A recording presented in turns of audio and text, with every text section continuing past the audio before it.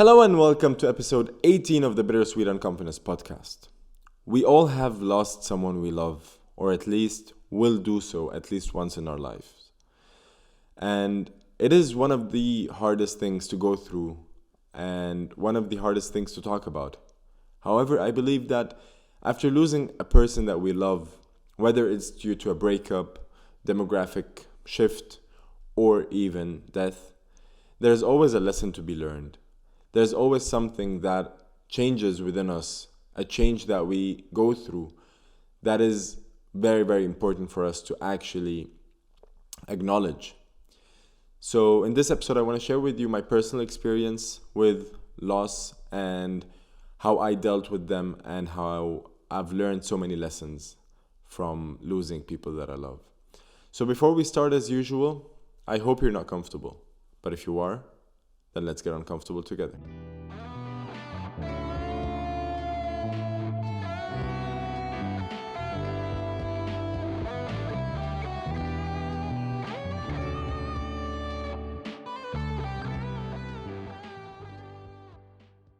Hi.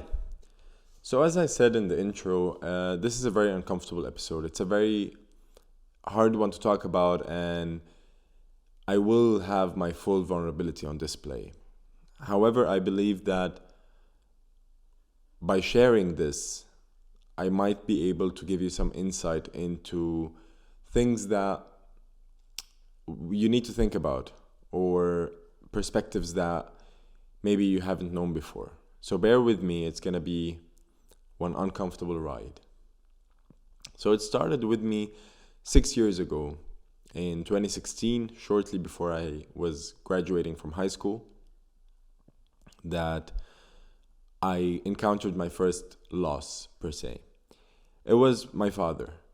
And the way it happened, I was going to the gym after school, very hyped up, ready to go into the gym and feel like a king, when I get the call from my father telling me that he's at the airport and he's going back to Syria.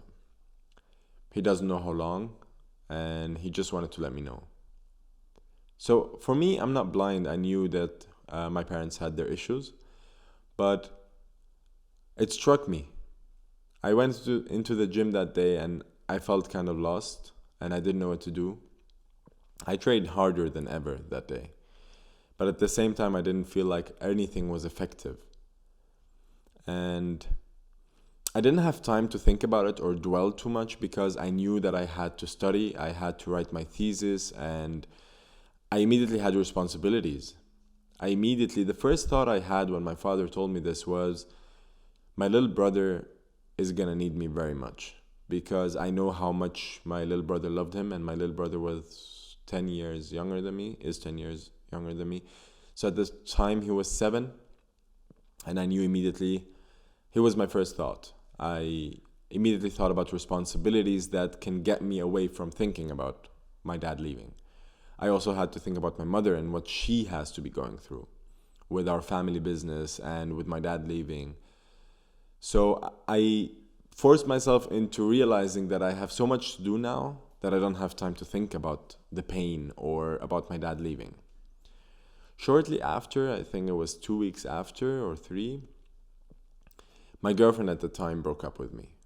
Unexpected. Truly unexpected. I did not even know why. I cannot tell you why.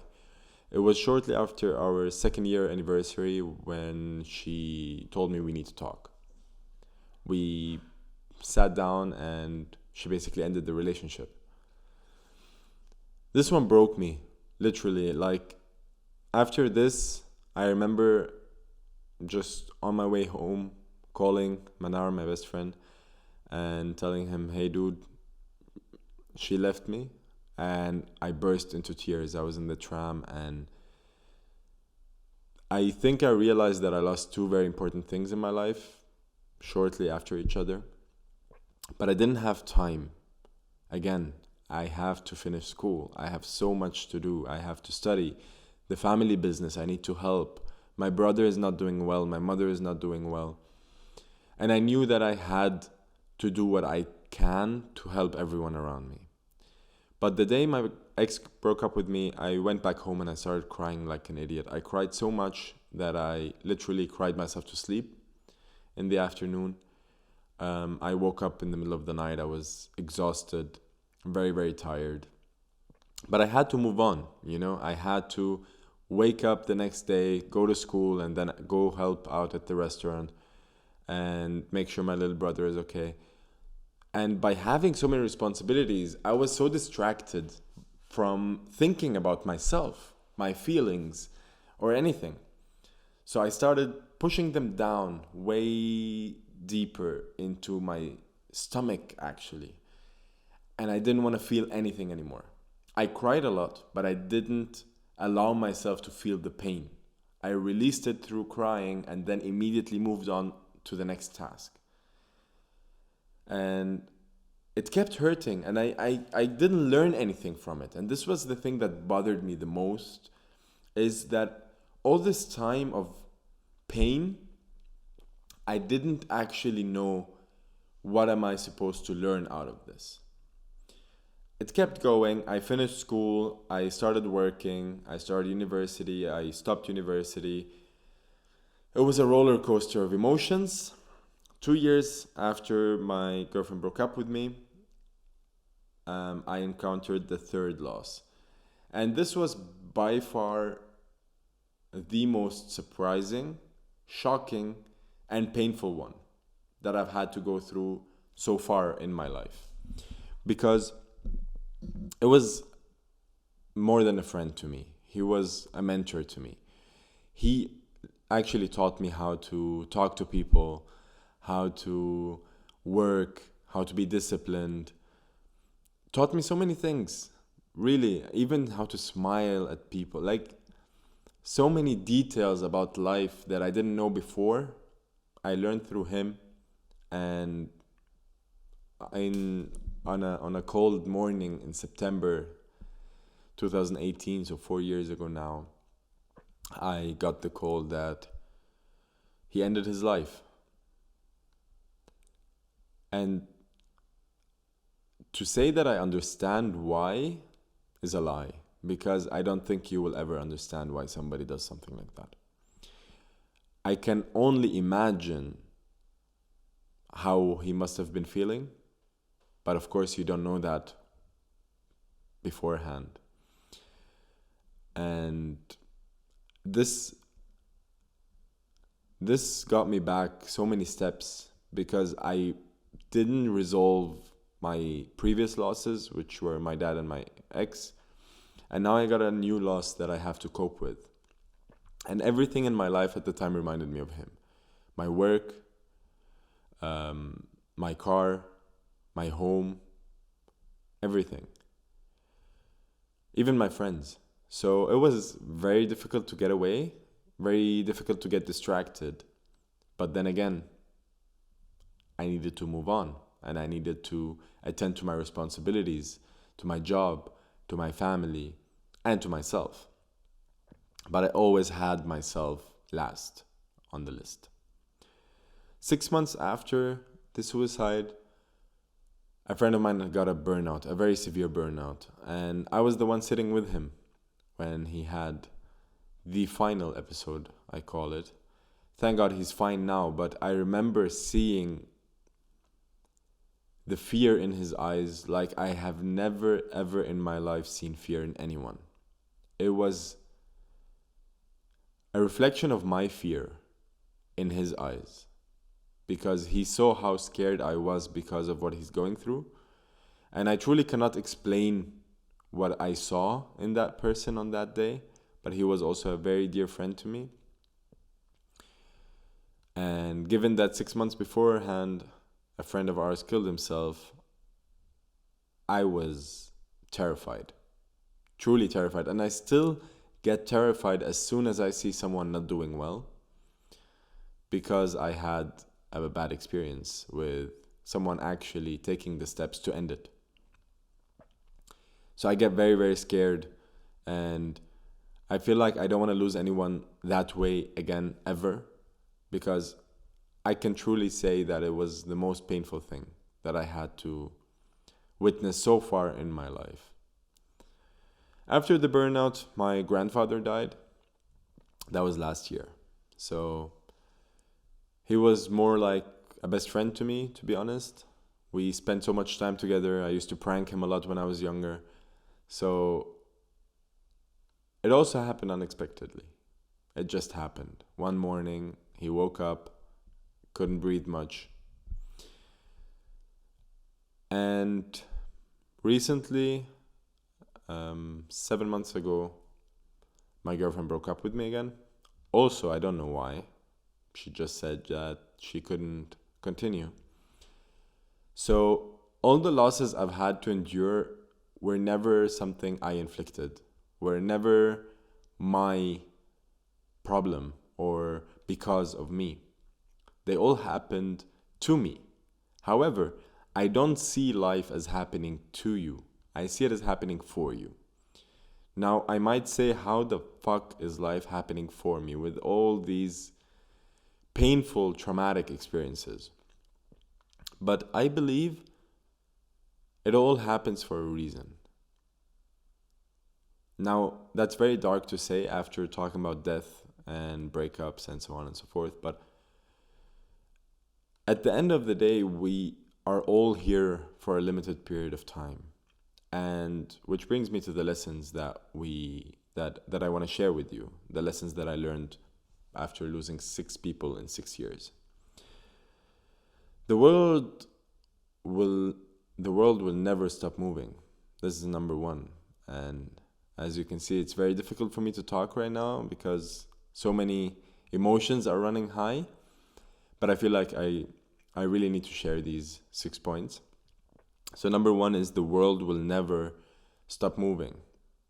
Not when you're grieving, not when you're happy, not when you're angry, not when you're broken. It will never stop moving.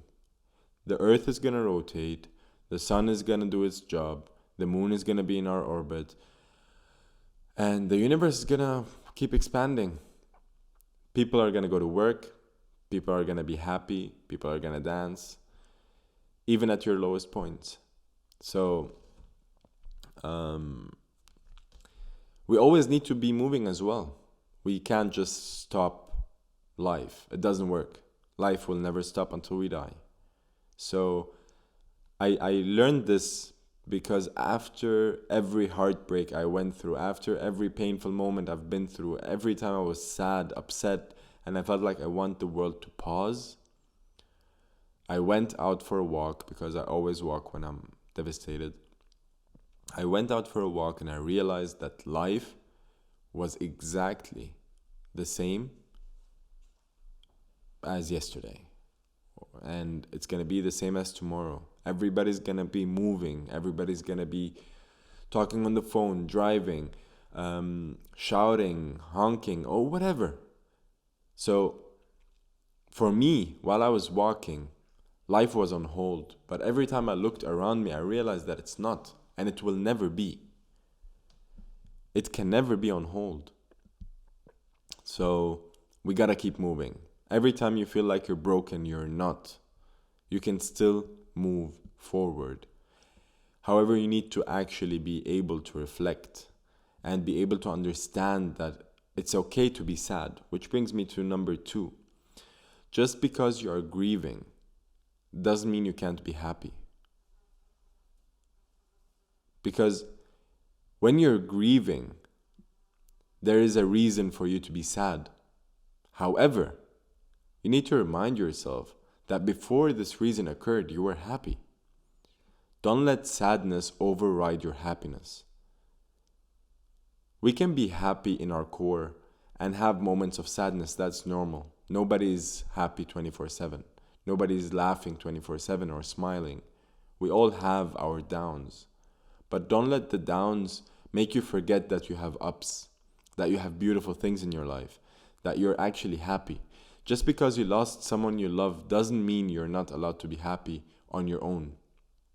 Because you have other things to be thankful for. You have other things to cherish, to be happy about. So it sounds ignorant maybe, but I don't care. It's true. After my grandfather passed and after my last breakup, I bounced back incredibly quickly. Not because I'm heartless or because I don't feel anything. It's because I know that I carry this sadness. And I looked into my sadness and I had my final words for each chapter ready. And then I let go. Because I knew that I wanted to wake up the next morning willing to move on, willing to live on, willing to be happy. This is not ignorant. You taking care of yourself is not ignorant. Which brings me to point number 3. You need to accept and acknowledge every loss individually. Every loss is unique. Every loss is different.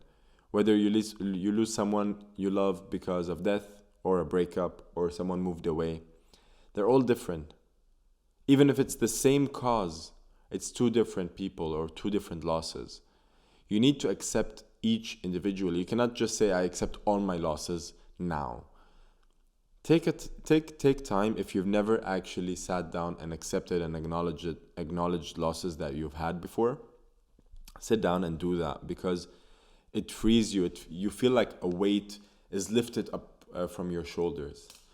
And I did that in a kinesiology session where it's energy healing.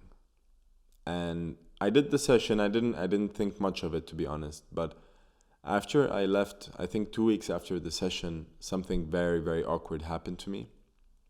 I was sitting and I just burst into tears. I hadn't cried for such a long time at the time, and I just burst into tears. And I realized that I had so many things that I have never accepted or acknowledged.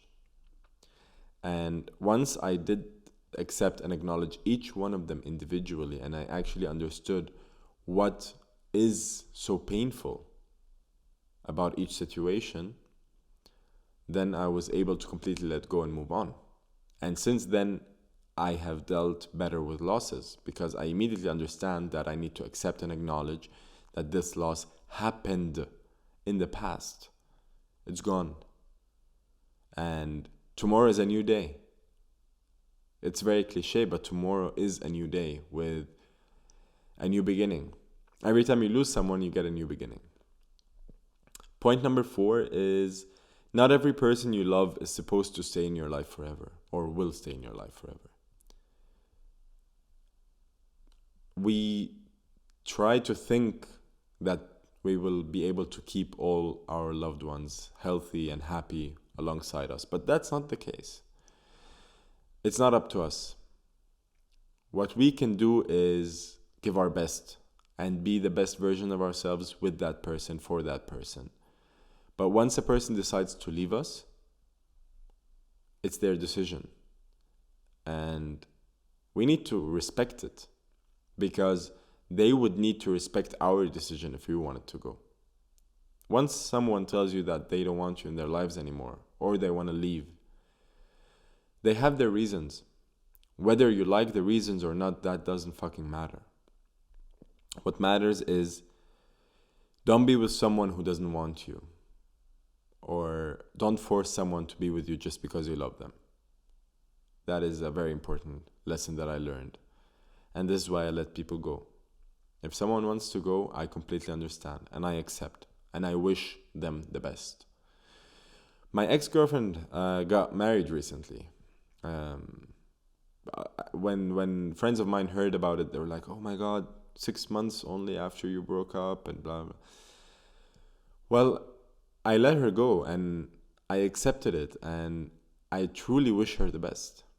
If you're watching this, I wish you the best with your new husband. I hope you're having a good time. You need to just move on, By holding on to the past, you will not be able to advance anywhere in life. You will be stuck. And I don't like being stuck. I don't like not moving forward. Because our time on earth is so limited. There is only one direction I like to move in. And I'm not referencing the band. It is the only direction I like to go, which is forward. to learn new things, to see new things, to do new things. So we need to accept that sometimes we need to let people go. When they want to go, they shall go. Because for them, moving forward might mean moving forward without you or me. And that's fine. Because they will move forward in their universe and I will move forward in mine. We will keep moving forward, maybe in parallel lines. Maybe we'll meet again, maybe we'll never meet again. But as soon as I let a person go, I don't have any expectations of them coming back into my life. I had that after my first relationship, and I had that when my dad left. I always had the hope and the expectations that both of them will come back into my life. Well, they did, but not the way I hoped for. It's a very casual thing now, but I'm fine with it because I moved on, and they should too, and they did as well, which is a very good thing. I don't want anyone to dwell so much about losing me as much as I don't want to dwell about losing anyone. We are all alone in this. However, we're never truly all alone. We always have somebody or something to lean on. Worst case, best case for some people, we have ourselves to lean on. We have our power to rely on, to keep moving us forward. Which brings me to point number 5, which is pain is temporary. It's maybe said too often, but it is true. Pain is temporary. Even your physical pain, your body adjusts after a while. And it's the same with our hearts, our minds. Once we experience internal pain, we need to understand that it's not going to last forever. It's not. Because we will find something else. We will find something else that will make us happy again, whole again. But we shouldn't rely on waiting to find that thing. We need to be able to find what makes us happy within us. Whether it's following a passion, whether it's having a new hobby, whatever it is. But pain is temporary, and you can decide how long it lasts. I'm not saying to be like a robot and experience heartbreak and be like, okay, this heartbreak is allowed to last 5 minutes. I don't mean it that way. I mean, you get out of a painful situation. You can stop the pain by understanding, accepting, acknowledging that this pain is real, is here for a reason, but also by knowing or thinking about what you can do next, how you want to start your next chapter. Because it's only as painful as you let it last. And the longer you dwell and blame and hate and resent certain people because they left you, or because sometimes people resent others for dying and blame them for dying. I mean, come on. When a person leaves, it's time for them to leave. Whether they want it or not. Once a person is not in your life anymore, the chapter is over. It's time to turn the page and start a new one. And decide to stop the pain and work on your own medicine, which is, for me at least, physical workout.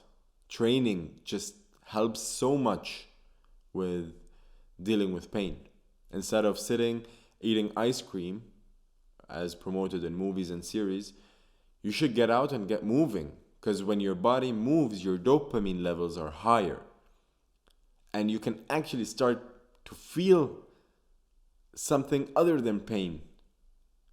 So you go, you work out, you run, you take long walks, you go play tennis, or you go paint something, but just keep yourself moving.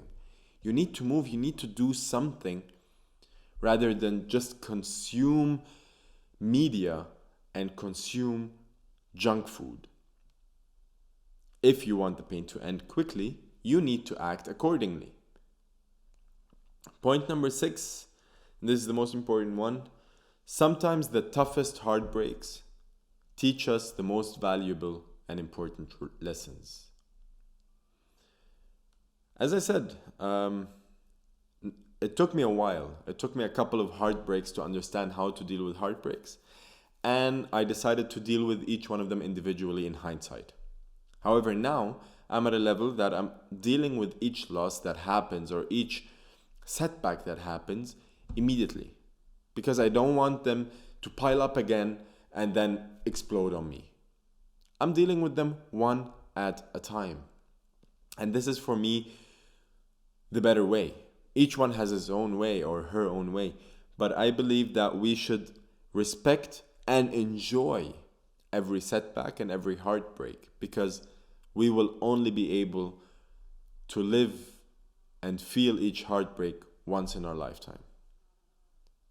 Only once, so it's special, it's something unique. It's a special lesson behind it, special memories tied with it.